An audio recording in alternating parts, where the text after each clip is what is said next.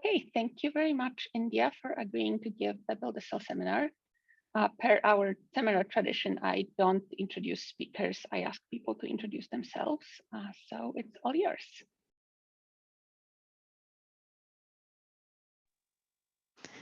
Thanks, Kate. I'm going to try checking the technical difficulties, but I think I'll be able to share screen and everything.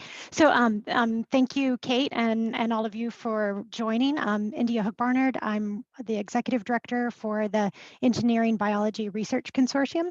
I'm really thrilled well, to be here and share with you what we're doing at EBRC, and also to be the executive director for EBRC. I'm relatively new to the position, having just kind of officially started in about March. So I'll maybe give just a little bit of extra introduction to myself for that reason, and also because there are probably still people joining and they'll miss that part anyway.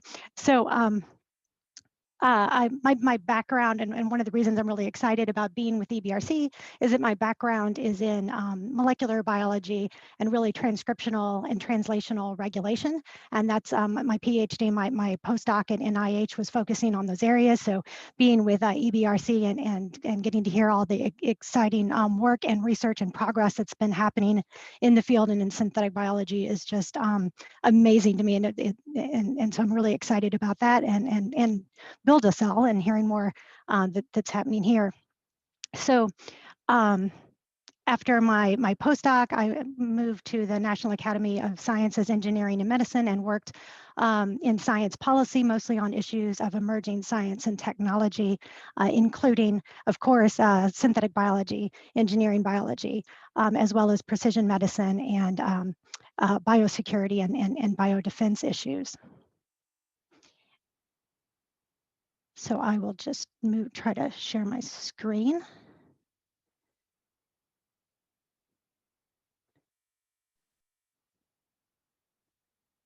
Maybe. Yep, it's working. Okay. Okay. That's in present mode, right? Yes. So, okay.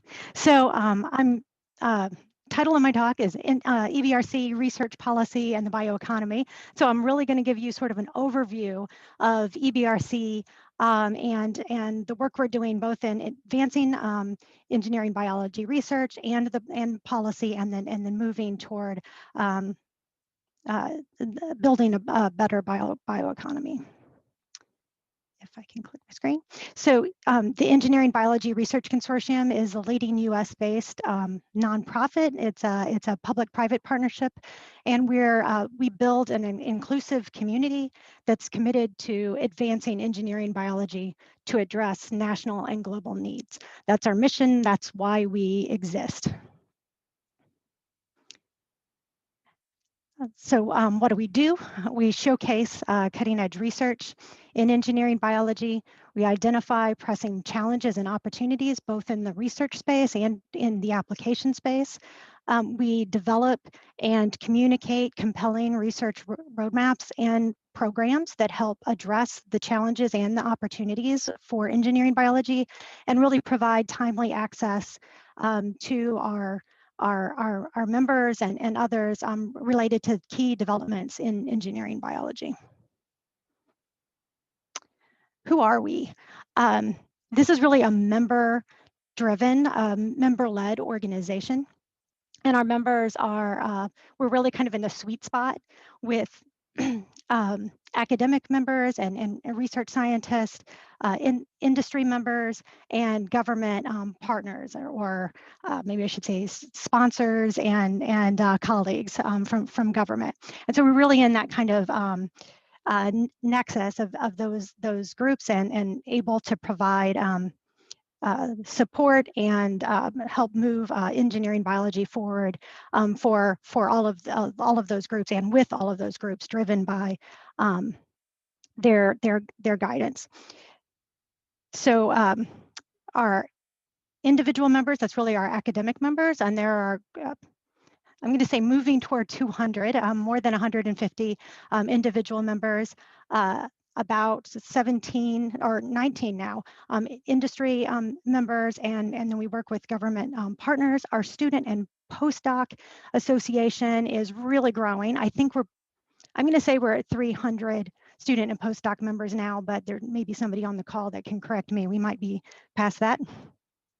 And then we have our ebrc core team. So I'll introduce you to those a little bit. So our members are across the US and globally, in the UK and other countries internationally.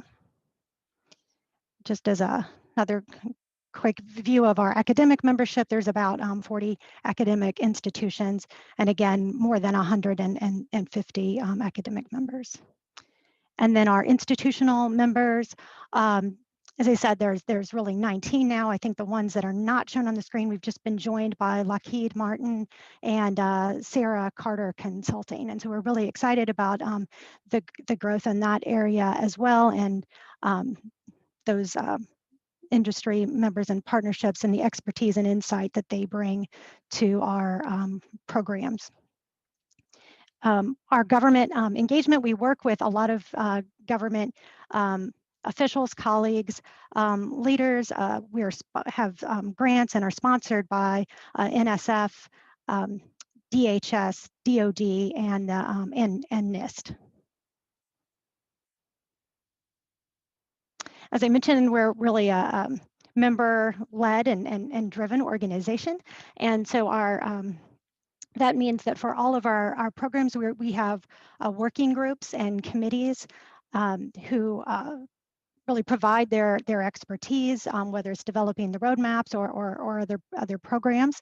For each of our working groups, which I'll tell you a little bit about those focus areas and working groups in a minute, each of those has a member-led chair. And so our fearless leader for security is Kate.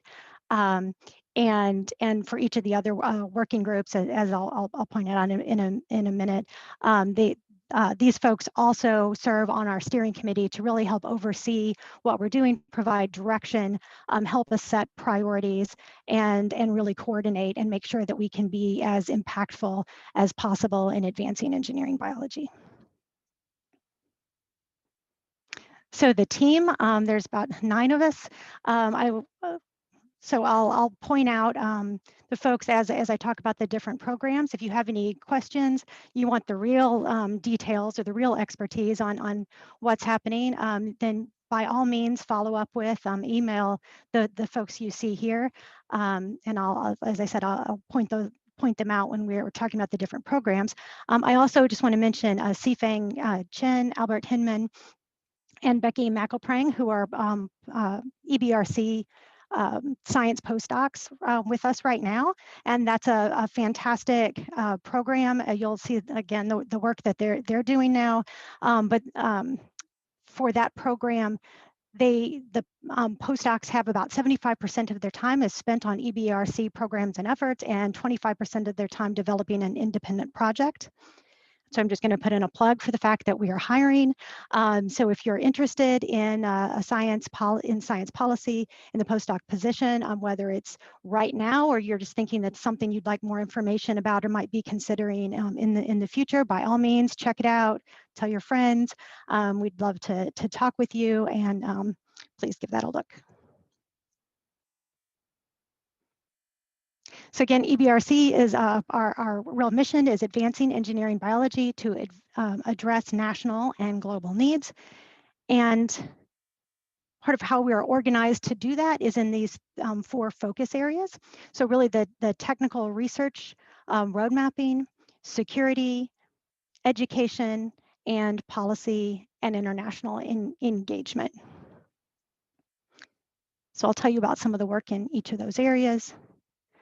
We also have really thinking about 3 cross-cutting efforts, and that including responsible research and innovation and the ethical aspects, diversity, equity, and inclusion, and work on the bioeconomy.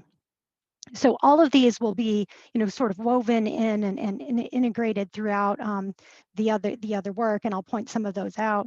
But And then I'll come back to the bioeconomy, especially at the end, but I wanted to point out right now to say something about diversity, equity, and inclusion.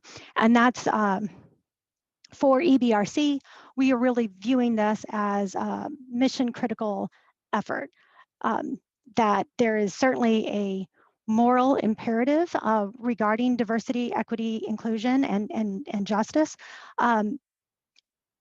But we're also view this as, again, mission critical in that being committed to advancing engineering biology, we know we cannot fully realize that potential for societal benefits without recognizing and addressing racism, discrimination, and really being able to build that truly inclusive community, supporting the full talent of our workforce, and being able to build innovative, diverse teams. And there's a lot of evidence that you really get greater innovation and creative problem solving when you have diverse perspectives and expertise on a team.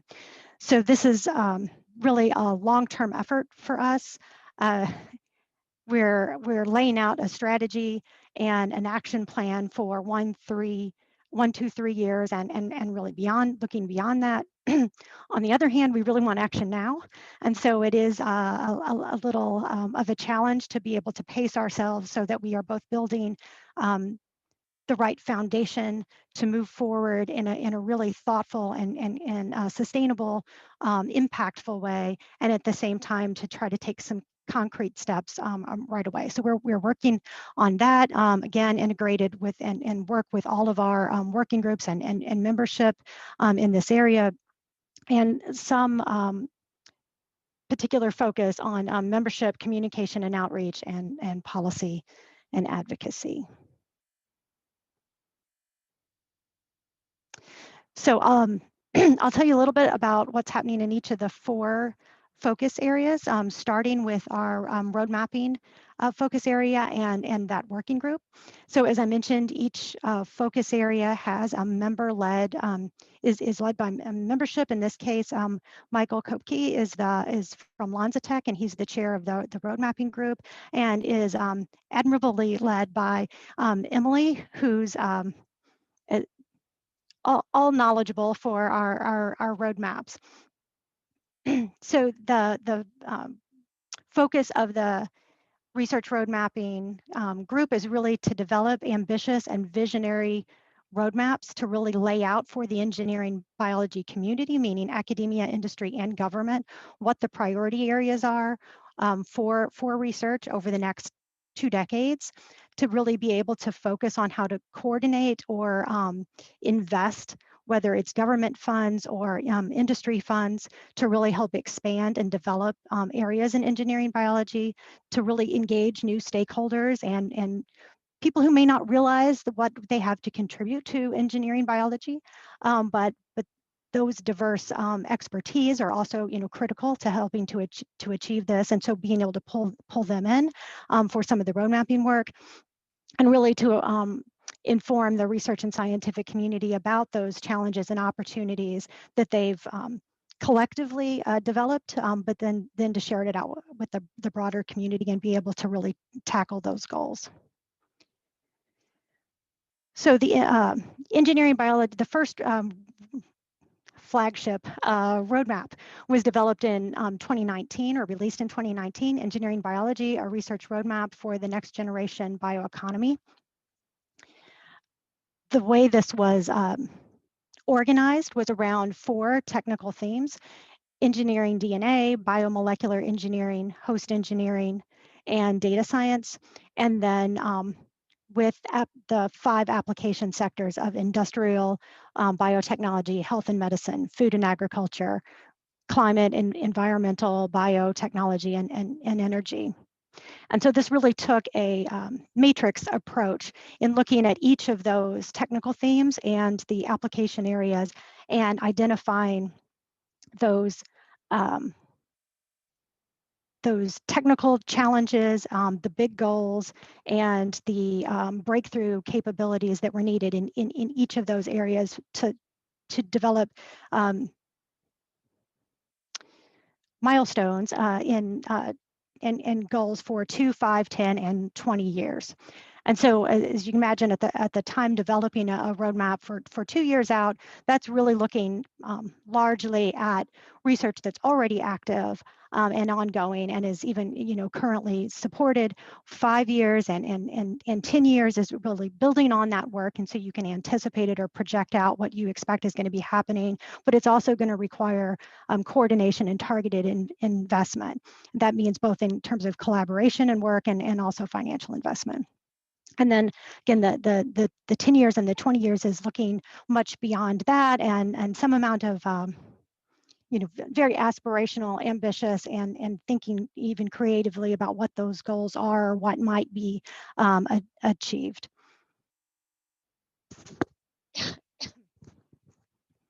So an approach that I think is great, that I really like in terms of the road mapping, is taking both a top-down and a bottom-up approach in developing these roadmaps. So from the top down, thinking about what is that major problem that's facing society, what are the societal challenges, and then kind of working down from there in terms of what can science and engineering do, what's the role of engineering biology specifically, and then what really needs to be done in each of those technical themes to meet that objective.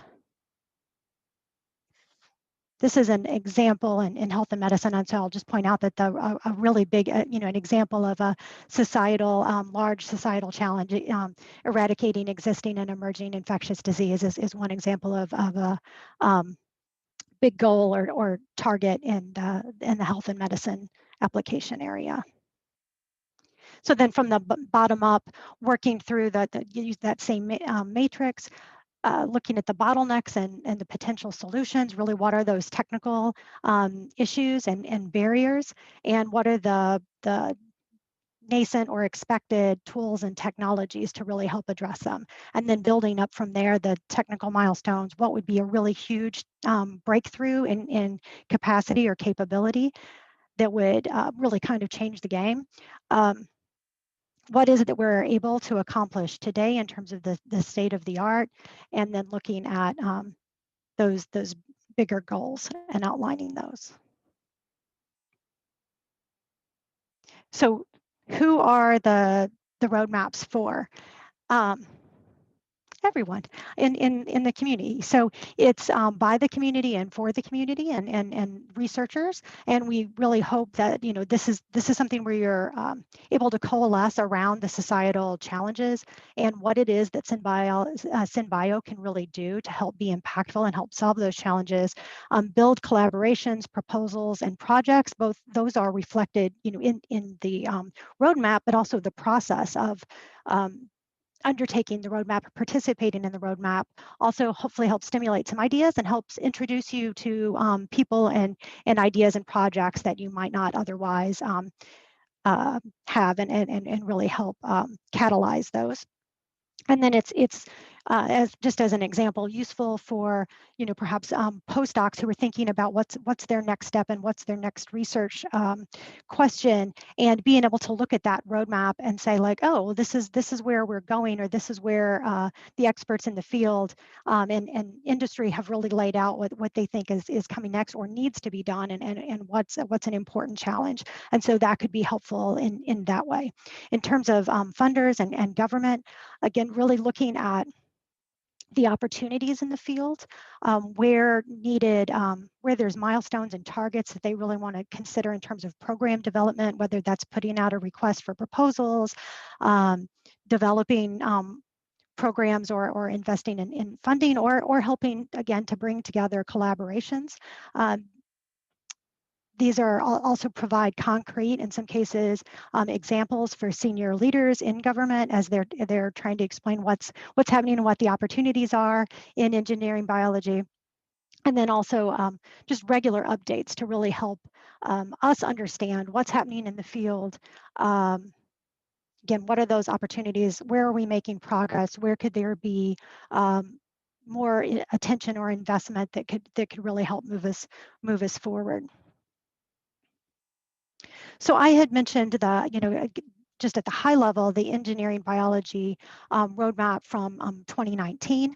We also have deeper dive roadmaps, which I'll tell you about in a minute. But the 2019 roadmap, we had the 2, 5, 10, and 20-year goals. It's already been 2 years. I'm not sure how that happened exactly, but it's already been 2 years, so it's time to really assess the progress that we're making, how that roadmap has been effective. Are we meeting, are we on track for those goals, whether that means we've been projecting correctly for the 2-year milestones, whether we're starting to make the investments for those 5, 10, and beyond goals and targets. Where have breakthroughs already been happening? Where or why are we not quite on track? Is it because we could take a different approach or do a better job in terms of developing the roadmap? Or is it because there wasn't the kind of investment or taking advantage of that potential that there might have otherwise been, and so we maybe need to give some attention in those areas. So again, useful for hopefully for researchers, policymakers, funders, and the roadmap, the folks doing the roadmaps themselves. So this assessment is really to take a look at all of that. We will have the first report summarizing the progress we've had in those technical themes. That's coming soon. That should be in late summer, really September 2021. So coming up soon. And then kind of another component of that will be developing kind of focused white papers and or supplement appendices for that assessment to really look at the application sectors and how this is impacting the application sectors and potential for the bioeconomy. So can't see exactly who's on the call, but some of you may have already participated in this assessment, and thank you for that. And also I hope you'll continue to stay engaged with that and help develop the white papers and use the white papers and the assessment as well, and that will be beneficial to you. Let's see. Oh, and this is led by Dr. Albert Hinman, and he's, as I mentioned, one of the postdocs with ebrc. And so, if you have any questions, ideas, or want updates on the assessment, please contact Albert.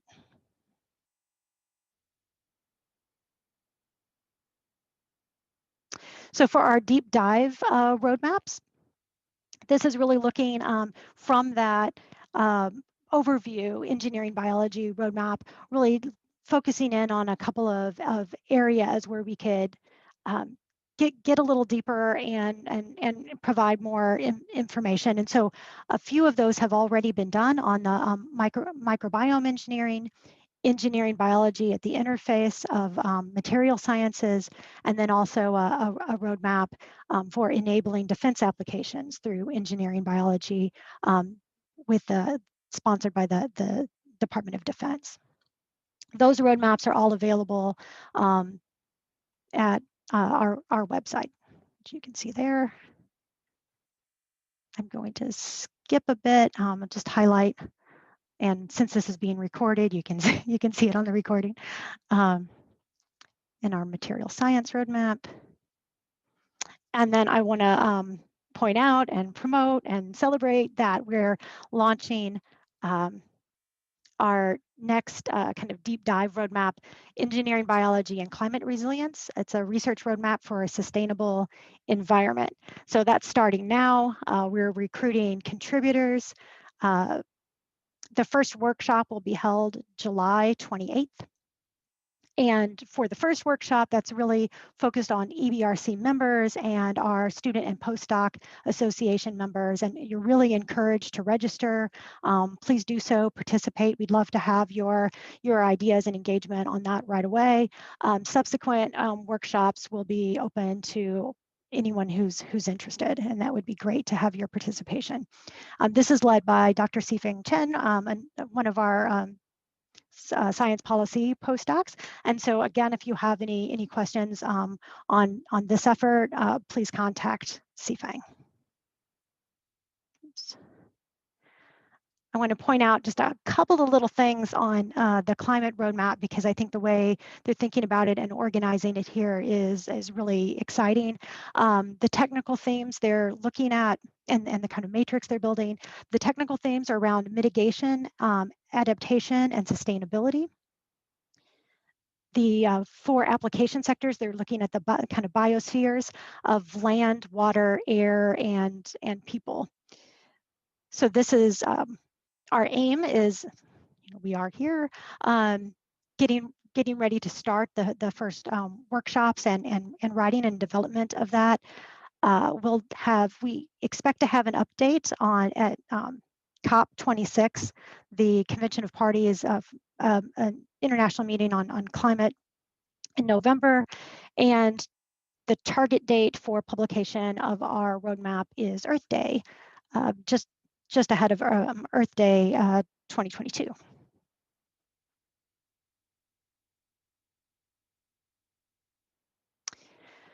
So for the roadmaps, just kind of take a step back and remind you, we have our 4 focus areas of the technical research roadmaps, security, policy and engagement, and education.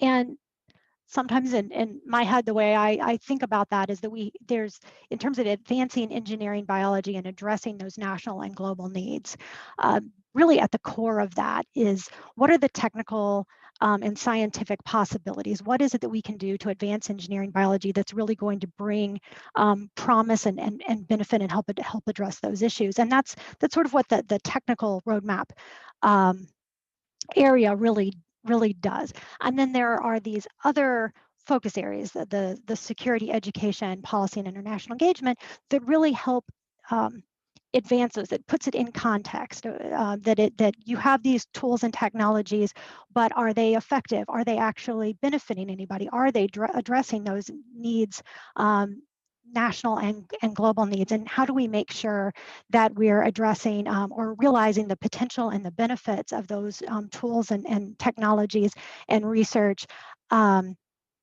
And in this case, with security, also mitigating any risks that might occur. So for the security group, that's led again by our fearless leader is Kate. And our staff lead, the director for this working group is Becky McElprang.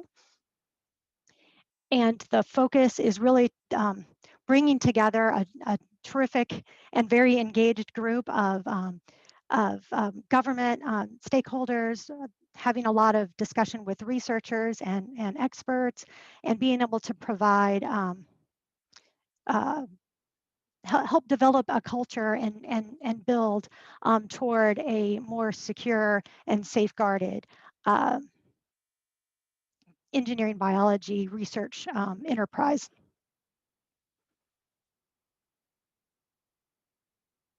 So just a couple of, there's a lot happening in this space, and then it is developing right now. Maybe we can talk about that in the discussion, but I'll just point out the malice analysis workshops, which I think probably some of you have attended. Malice analysis is really considering the security implications in engineering biology. The workshops are certainly initially focused for graduate students and postdocs. We've now held several malice analysis workshops with industry together and for our industry members and also for undergraduates. So we're really looking to continue and build malice analysis as a program as an important component of building that security culture and being able to mitigate risks and raise awareness of the implications of our work. These workshops are 4-hour workshops that are broken down into the kind of history and assessment of different kinds of techniques and even the work that you're doing, and having a small group discussion about your work and how that may be used, or things that we might not normally think about, how it could be misused or how that might be mitigated, and then having coming back together and having a brief discussion.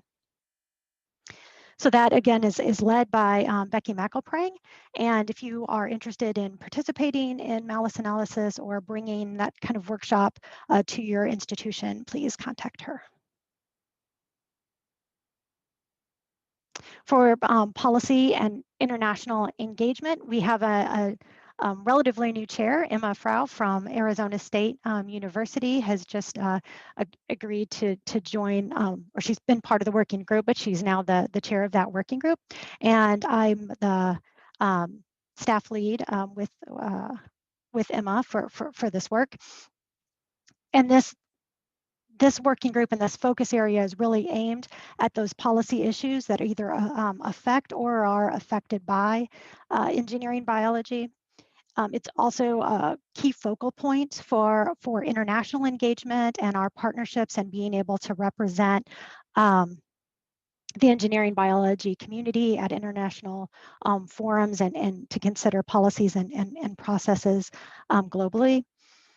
And finally, we are also very engaged or thinking about policy at all levels, whether that's international or national or state or local institutional levels of policy, and what is the impact that those might have or what might be needed to help advance engineering biology work and to really maximize the benefits for that. So one of the activities that is happening from and kind of launched out of the policy and international engagement focus area and working group is on responsible research innovation and ethical, legal, and social aspects, and really focused on integrating the social dimensions and social science research together with the technical science and engineering work, and how do we think about that? What's the appropriate framing? When can we involve and best collaborate with the diversity of expertise, whether that's from science and engineering or our social science colleagues, and make sure that we're really bringing all of that creativity and expertise to bear to help address the problems, and really do that from the very beginning. And how do we build the right framework and approach to make sure that that's happening? Let's see. A couple of other things I'll just point out for policy and international engagement. We have a relatively new U.S. administration. So the Biden administration, you may have noticed, is a little bit different than the prior administration, and is really taking a very positive and assertive stance about science, and that science matters, science and engineering matters, putting forward the American Jobs Plan, also discussions about the Endless Frontiers Act that would provide funding, particularly for the National Science Foundation, and also a lot of discussion and activity in the space of bioeconomy and also climate. And so I think there's a lot of potential and role that we as an engineering biology community can play in both informing and laying out, again, those opportunities and potential and the needs for engineering biology to the new administration, and being able to frame that and help move that forward. I had mentioned COP26. This is the United Nations Climate Change Conference. Our goal is to have made strong progress on our climate roadmap prior to COP26, so we can present an update and hopefully get some feedback from that group at a side event at that time in early November. And then finally, for policy and international engagement, we're also developing, we had a global forum 1.0 in 2019. 2.0 was supposed to be this September, but we've had a pandemic.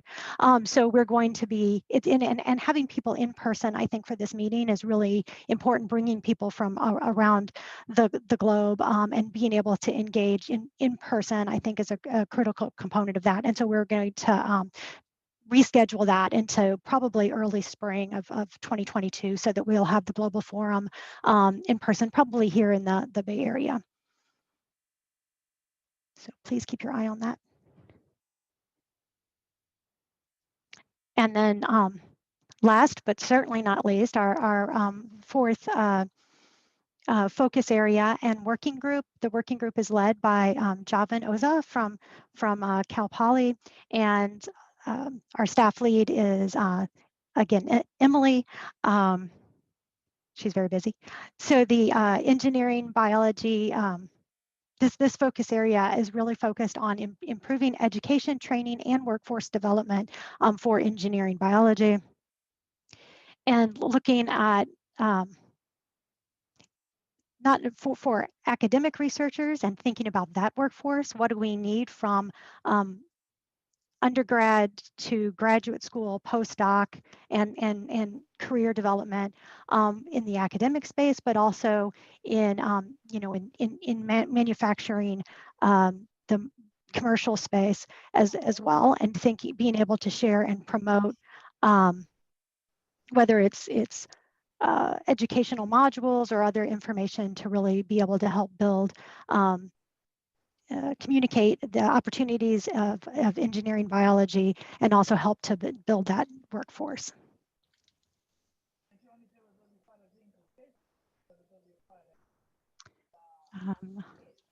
I will try to go kind of quick on this one. So there's internship opportunities to be paired, PhD candidates to be able to connect with some of our biotech companies and organizations for an internship. So if you're interested in that or in the mentorship program, which is run by our SPA, please contact those folks for more information. Just want to highlight our ebrc, which is a multimedia-based promotion for engineering biology. There's the YouTube channel, as well as our podcast in translation, which the Student and Postdoc Association supports and manages that in translation podcast. We are hoping to develop, we have plans for a Tumble Science podcast for kids as well. So I just want to say a little bit more about the Student and Postdoc Association podcast. This is really great conversations with leaders across engineering biology, hosted by the rotating cast of graduate students and postdocs. I have thousands of downloads. I'm not sure how many thousands of downloads. It's been at this point more than 27 countries and all continents except for Antarctica, at least at this point, but we have goals to listen to the podcast from someone to listen to the podcast from there at some point. So there are new episodes available monthly, and I hope you'll check that out. Again, we're hiring. And finally, I just want to mention for bioeconomy, ebrc is about to launch a series of policy papers kind of centered around or focused on the bioeconomy. And the aim really is to identify targeted opportunities and develop policy recommendations that would help us advance engineering biology and really enable new economic growth. So we want to ask questions, and if you have any ideas, and if you don't necessarily think, well, bioeconomy, I'm not an economist, I'm not sure, don't let that stop you. If you have ideas of what are issues, needs, or opportunities in engineering biology that really need some attention, then please let us know, and we may be able to work to develop that and the scope for this series of papers. So if you just think like, what is it that we need to change or could change, or what those opportunities are? What should we prioritize? We'd like to hear about those. If you have specific recommendations already, it may be that you have an idea or an issue, but you're not quite sure what the right policy recommendation would be. That's okay. Or maybe you do know exactly what it is that you think needs to get done and how to make that happen. That's also great. We'd love to hear your ideas. Again, the focus is on what can we do to really for engineering biology and research and products. Oops, I'm hearing somebody. And how would that benefit from investment and be able to revise policies or programs? So I think that's almost it. Oh, just as an example to give you a flavor of some of the topic areas, these are mostly focused at specific agencies. So the National Science Foundation being able to provide information about novel or strengthened avenues for supporting engineering biology, what's needed, or what are some of the approaches that NSF could be taking. There's the Advanced Research Program Agency for Health, ARPA-H, and that's in conversation, is very likely to happen and to be launched, I believe. And so if we were to lay out some of the opportunities for engineering biology that in the health space, and what it is that ARPA-H, if once or if it exists, what is it that they should be doing, that we could write a paper focused on that and the kind of impact that would have on addressing challenges in health and medicine, and also the impact that would have on our economy as well. Again, some focused on USDA or the Department of Energy, and then there's one that we might develop for the Office of Science and Technology Policy as the primary audience around sequence screening policies, and really having a secure bioeconomy in terms of DNA synthesis providers and minimizing risks there. These are just to give you a flavor of some of the things we're thinking about right now. If you have other ideas or if you're interested in any of these, please let us know. And I would be very happy to take questions or to discuss any, if you have ideas right now on bioeconomy, I'd love to hear them. So thanks. Thanks, Kate. Thank you so much, India. Can you see a chat? Because there's like dozens of comments in chat. Oh, and questions. I'm sorry. Yeah, no, let me see if I can stop screen. Oh goodness, there's 21. Okay, well, I don't know if that's better or worse that I didn't see those before. Have I stopped sharing screen? Yep, you stopped sharing. Okay, okay. Would you like me to read one by one, or would you read them? You can. Oh, also, I'll start with this one. Can a graduate student become an individual member? So for a graduate student, we would love to have you be involved, but for graduate students, that would be through our Student and Postdoc Association. And so absolutely, you could be a member and be engaged in a lot of the activities. In that way, we would love to have you do that by contacting our Student and Postdoc Association. And those folks, not only do they have a lot of activities themselves and programs, but definitely participate in our road mapping activities and other things. So that would be terrific. Oh, no. So from Chris, does the university have to be an ebrc member for an individual PI lab to join? Absolutely not. This is for an application for membership is directly from a PI. Would apply to our membership committee, just that you're interested, that you're working actively in this field or very related. And then they would, and so that's how you would become a member.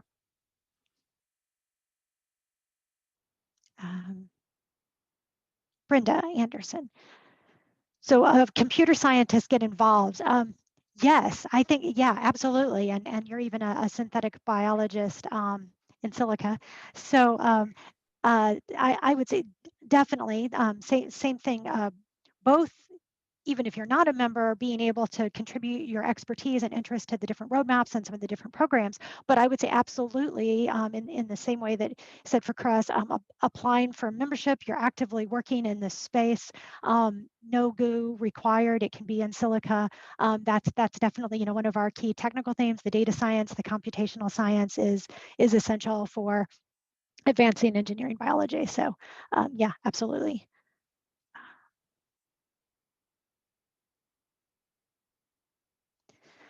Ooh, okay, so I'm kind of just taking it from the top. I don't know, Kate, if there's any of them that you also want to. I think going from the top seems fine. Okay. So a role for ebrc in preserving and possibly restoring biodiversity. I really hope so. So for our climate roadmap, that is one of the areas, mitigation, adaptation, and sustainability. And I think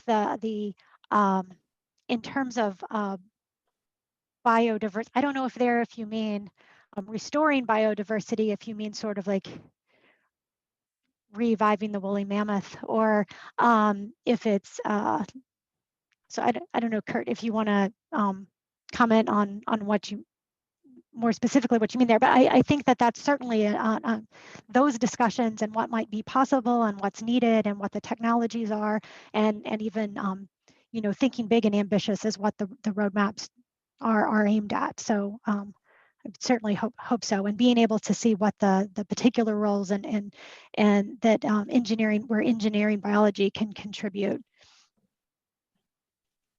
is certainly the goal.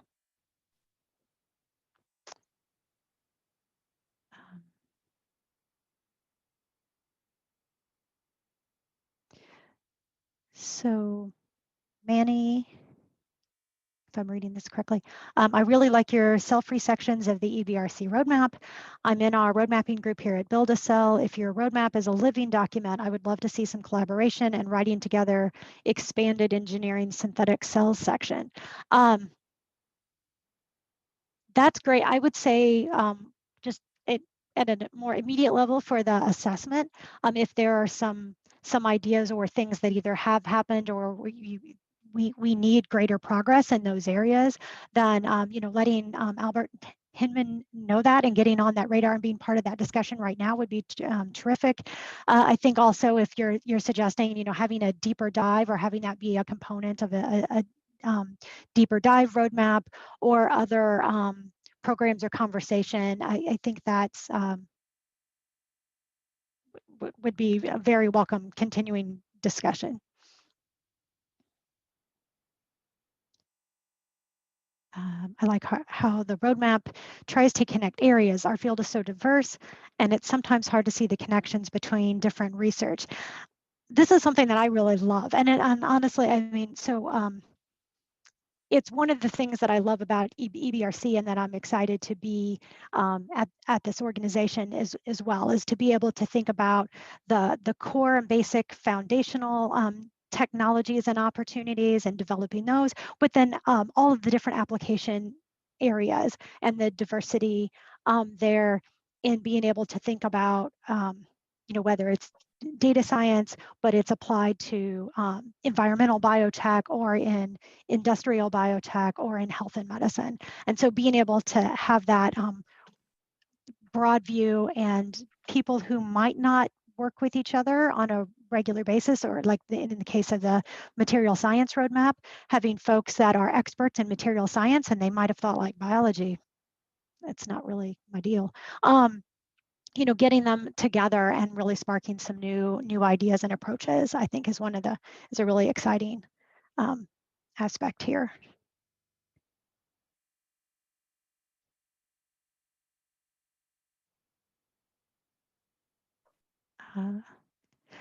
So Kate, I'm gonna read through a couple, but if there's anything that you see that I might have missed that I should definitely, because there's a lot of questions, which also I really appreciate this. I'm gonna make sure I grab these in the chat if you, I'm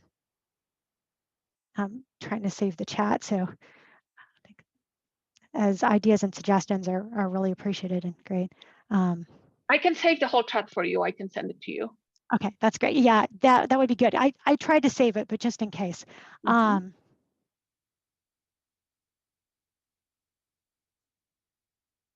Oh, so here's one from Audrey on Science Matters finally. Yay! Let's hope the administration supports our community. Policy question, do you guys know if the new NSF expansion will help SynBio funding? Specifically, I'm obviously interested in funding for synthetic cells.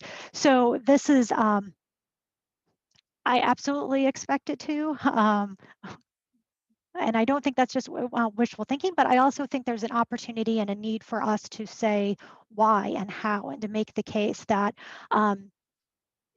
investing in synthetic biology is what NSF should be doing with these new funds, what that means in terms of addressing these national and global challenges and really advancing the research space.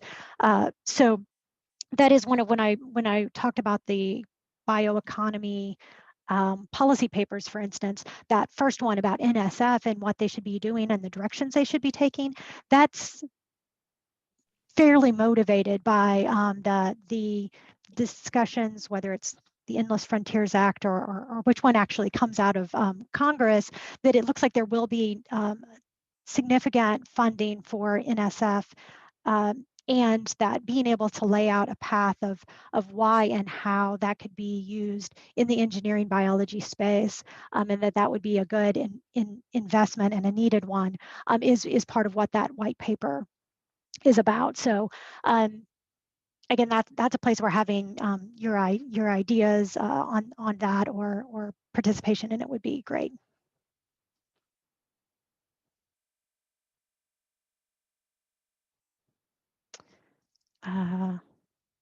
Oh, so for our ebrc members, we have a newsletter that and other activities that are happening, save the dates, calendars, other things, we would put on a calendar. So I'm reading this one from Chris on, is there a mailing list I could sign up for to get updates about meetings?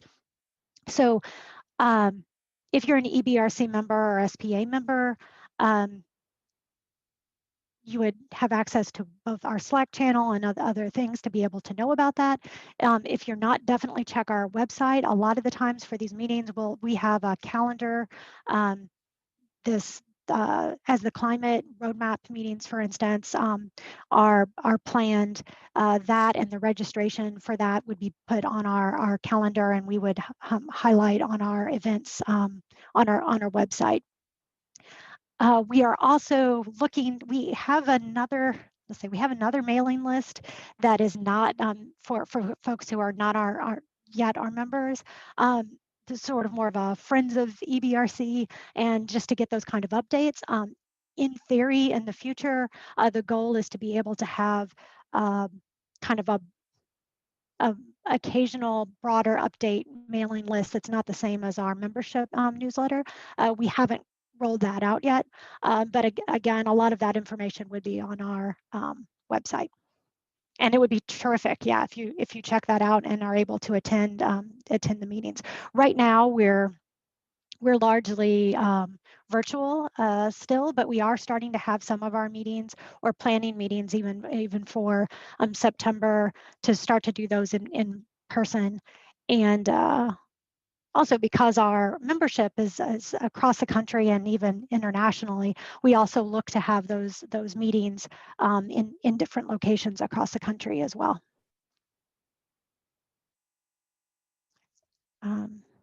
Kate, I know we're close to time. Is there? So I have one favorite question that I see. Someone asked about your and my favorite California gene synthesis bill. AB 70? Yes. Ah, where is it? That? I just saw it. I swear I scrolled through it. Excellent. Whoever. So Oh, I see it. Yeah. So both that very last on the bioeconomy, the one about DNA synthesis screening, and maybe writing a white paper about the economic impact of that, is also tied potentially to more strongly to AB 70 and what the issues are related to that, and possibly if we have any opinions or recommendations related to it. For those that don't know, AB 70 is a California is legislation proposed in California, and it's focused on DNA synthesis companies right now, screening companies like Twist and others participate in screening sequences and those who order certain sequences for synthesis, but there are a lot of companies that are not required to do that, and so they don't, because it's not regulated in that way. And so AB 70 in California, at least, would say that anyone, any company that is operating within California, whether they're if they're selling to gene synthesis products to those in California, that they would be required to screen in that way. And so that legislation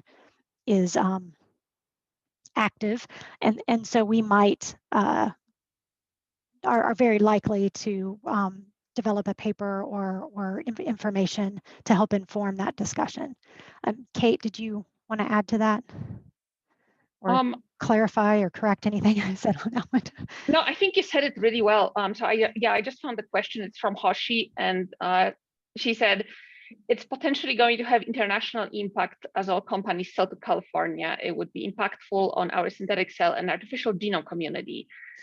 And that basically sums up my sentiment too, is everything that happens to science in California has a regulatory impact to science elsewhere. So we're obviously closely looking at that. You had a couple of follow-up questions. The two questions, the very last two questions from Kurt and from Lauren, the very last in the queue.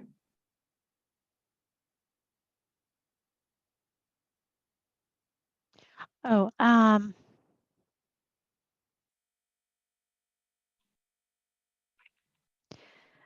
so can you audit or observe working group meetings? No, so for the working group meetings themselves, those are for our members, and discussions for those members, and even planning work. But a lot of times there will be an activity that is for the broader community that comes out of that. And so if there's something, like the malice analysis workshops, if there is this paper that is developed around gene synthesis screening, issues around publication and what should or how something should be published, if there are potential security risks, those kind of discussions are something that if there's a project, or whether we have a forum meeting to discuss it more in more depth, then those are things that we would love to have broader community involved in. And then supporting the circular bioeconomy. So that's definitely I think there are a variety of things when we were thinking about, those bioeconomy papers. There could be a variety of them that would, touch on the circular bioeconomy, on the circular economy. And so one of those that I mentioned as the example at the end had to do with USDA and the BioPreferred program. There are things around, biomass and how we either what's the potential there, what's the economic impact, what are some regulations that or guidance that would really incentives that would really drive whether it's state or federal or internationally for people to use or to develop biomass, if there are technologies that would be important to be able to, in engineering biology, breakthroughs and approaches that would be needed to really be able to utilize biomass, then those are something that we're thinking about that would definitely be part of whether it's the climate roadmap or some of those bioeconomy papers.